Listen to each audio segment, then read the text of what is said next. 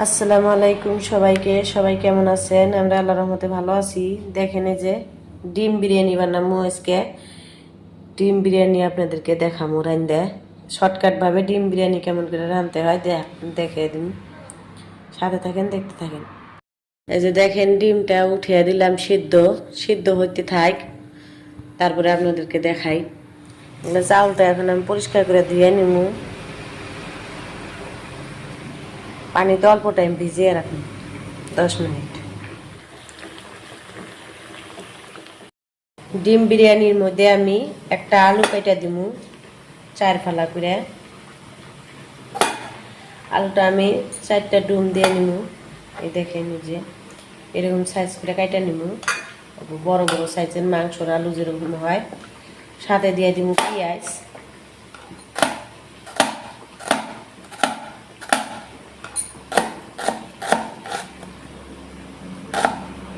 টমেটোটা কুচি করে নিব,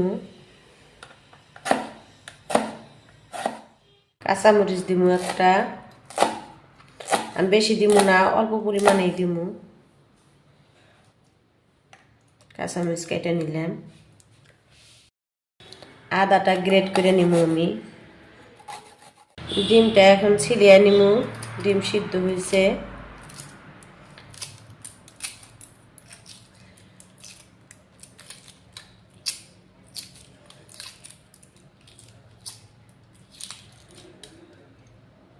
এইভাবে সবগুলা ডিম আমি ছিলিয়ে নিব। ডিম ছিলিয়ে নেওয়া কমপ্লিট। এখন আমি ডিমের শরীরটা অল্প কেঁচা কেঁচা করে নিব, যাতে অল্প মশলাটা ভালো করে ঢুকে। দিয়ে দিলাম সরিষার তেল। ডিম আর আলুটা ভেজে নিব।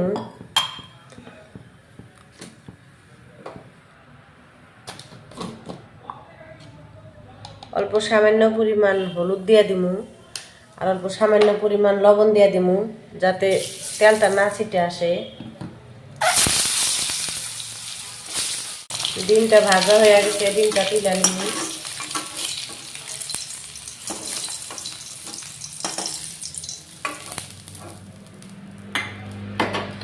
এখন আলুটা দিয়ে দিব। আলুটা অল্প ভাজা নিব লাল লাল করে।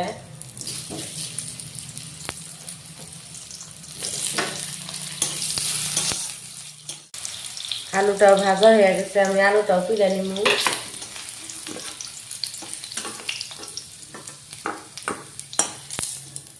কিছু পরিমাণ আর অল্প তেল দিয়ে দিব। পেঁয়াজ অল্প বেরেস্তা করে নিব কিছু পরিমাণ তেল দিয়ে।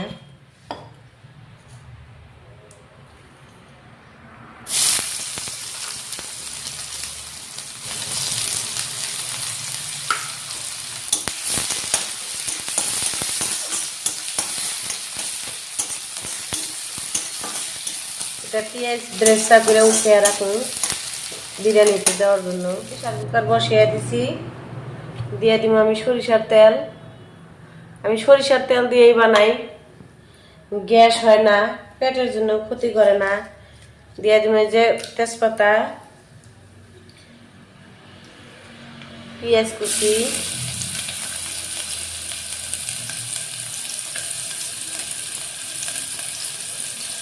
কাঁচামরিচ,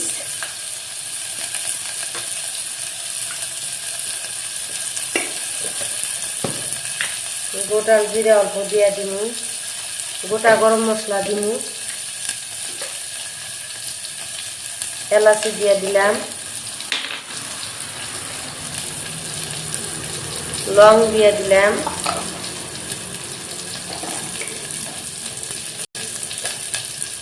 দারচিনি দিয়ে দিলাম। দিয়ে এখন নাড়াচাড়া করি।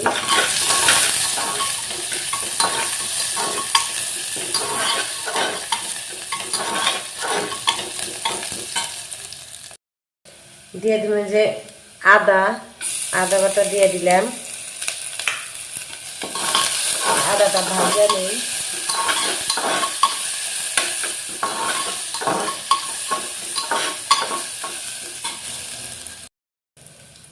দিয়ে দিব যে টমেটো কুচি করে রাখছিলাম একটা, টমেটোটা দিয়ে দিব।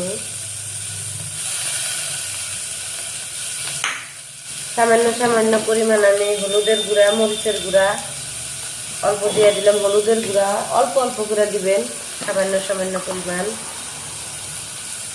অল্প মরিচের গুঁড়া দিয়ে দিলাম। আমি ধনিয়ার গুঁড়াটা বেশি করে দেই এই বিরিয়ানির মধ্যে। দেখেন ধনিয়ার গুঁড়া দিয়ে দিলাম, আর অল্প দিন দিয়ে দিন স্বাদ মতো লবণ। স্বাদ মতো লবণ দিয়ে দিলাম, সাথে দিয়ে দিলাম অল্প জিরার গুঁড়া, অল্প সামান্য সামান্য পরিমাণ দিব। কিছু অল্প পরিমাণ দিয়ে দিব আমি বিরিয়ানি মশলা।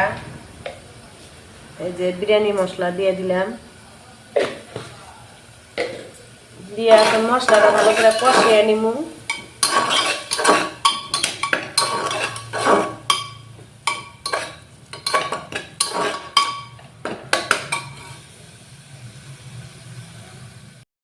এই যে ডিমগুলা ছিলিয়া ভাজা রাখছিলাম, যে এটা দিয়ে দিব। এখন দিয়ে দিব আলু ভাজা উঠিয়ে রাখছিলাম, এটা দিয়ে দিব। মশলার সাথে অল্প ভালো করে কষিয়ে নিব সামান্য পরিমাণ পানি দিয়ে।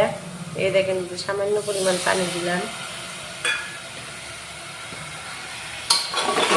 দিয়ে ভালো করে কষিয়ে নিব। আমি সবসময় এই রেসিপি দেখানোর চেষ্টা করি, যাতে আপনাদের রান্না করে খাওয়ার সুবিধা হয়।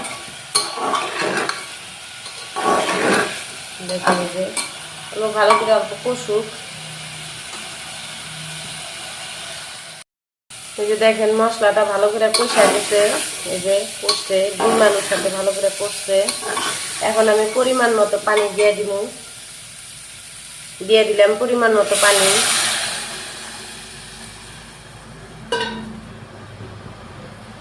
পরে যদি মনে হয় আমার পানিটা দেওয়া লাগবে অল্প, তারপরে দিয়ে দিব।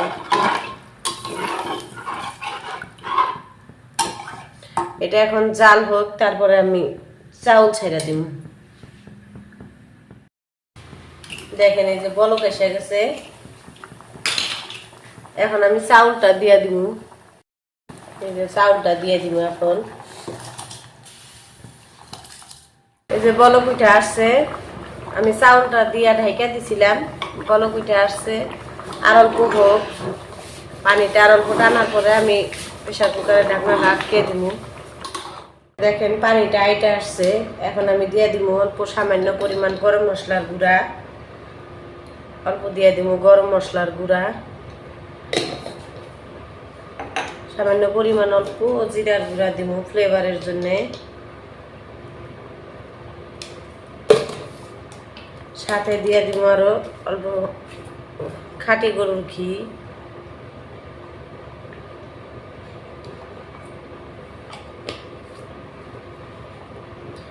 ঘিটা দিয়ে দিলাম। এখন দিব ব্রেস্তা, যেটা তুলে রাখছিলাম।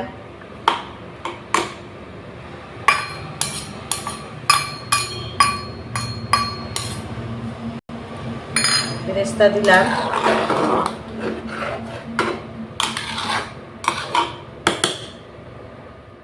এই যে আমি প্রেসার কুকারের ঢাকুনটা এখন আটকে দিলাম। 2টা সিটি মারার পরে ফাইনাল লুক আপনাদেরকে দেখাবো। ভালো লাগলে লাইক কমেন্ট শেয়ার করেন। আর এতক্ষণ ধৈর্য ধরে ভিডিওটা দেখার জন্য ধন্যবাদ।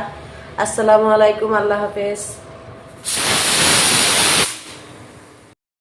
এই যে আমার বিরিয়ানির ফাইনাল লুক দেখেন, কত সুন্দর হয়েছে কালারটা।